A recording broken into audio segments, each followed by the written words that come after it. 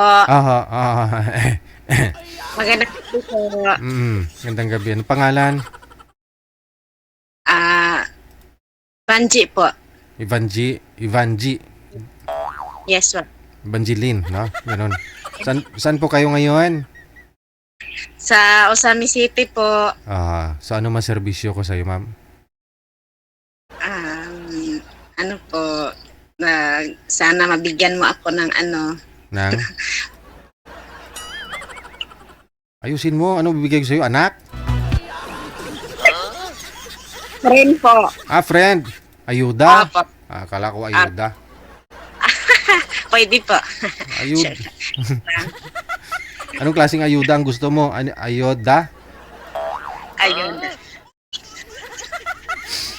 Wala po kayong friend, ma'am.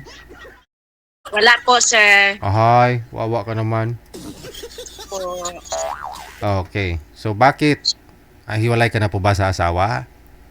Hindi, hiwalay po, pero hindi po ako kasal. Live-in lang po. Mhm. Apo. Okay. Nag-live-in kayo ng ilang taon? 15 years po. Oho. So sa 15 years, ba't naman ho kayo naghiwalay? Naghiwalay po kami, hindi po kami nakaano. Nakaano? Kasi silos kasi. Ay, yun lang. Mahirap po kasi mahirap talaga maging maganda, ma'am. Hindi naman po. Ba't ho siya nagsiselos? Dati nagtatrabaho po ako sa Jollibee po. Tapos? Tapos nagsisilos po siya, tapos gusto ko lang maghiwalay po kasi gulo po eh. Nagsiselos siya kasi cashier po ba kayo sa Jollibee the time? Hindi po, crow po. Aha. So saan po siya nagsiselos? Sa mga kasamahan po ninyong crew, ganun? Po. Ay. One time po ba binisita kanya dun sa outlet or sa ano ninyo, sa Jollibee, sa trabaho mo? Tapos may nakita ko siyang parang nilalandi-landi ka ng ka-crew mo? Wala po. Kasi pag nagtatrabaho ka ng Jollibee kasi daming mga tao, tapos daming mga friend mo doon. Ba't naman nagsiselos? Hindi ko po alam sa kanya. Yun lang. Okay. So dahil nagsiselos siya, nag-aaway po kayo, Apa. nakipaghiwalay ka sa kanya. Pa. Gaano po ba kalalim yung pagsiselos niya na umabot po ba sa sinasaktan ka na? Apa. Yun lang. Siguro may nakita din po siya na siguro pag pumasok ka doon sa trabaho mo, lipstick ka, tapos sa bahay nyo, hindi.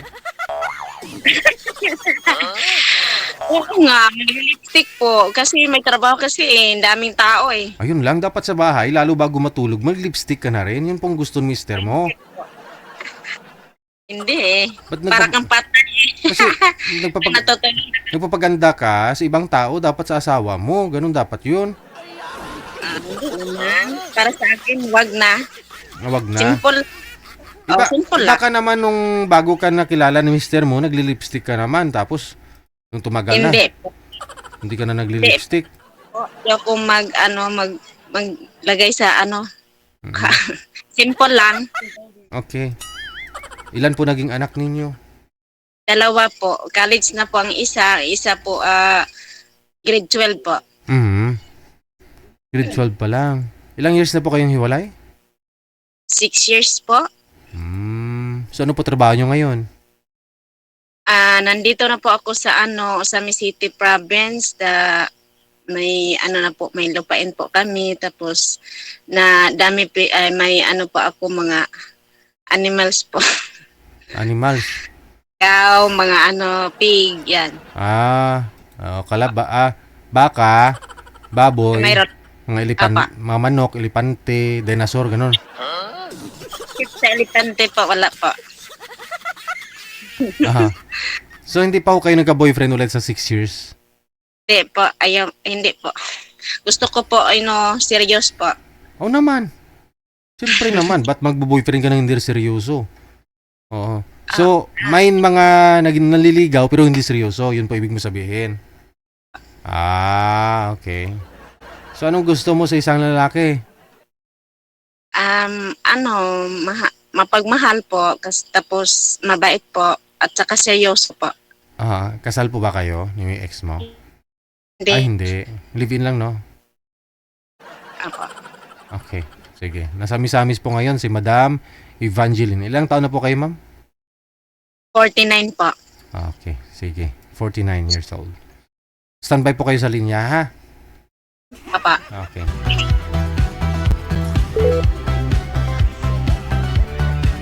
Mahirap yung ganun, no? Tapos si mister mo, naglalasing, tapos sugurin ka dun sa trabaho mo. Dahil nagsiselos, no? Lasing siya, pupuntahan ka ho dun. Tapos magwawala. Aray!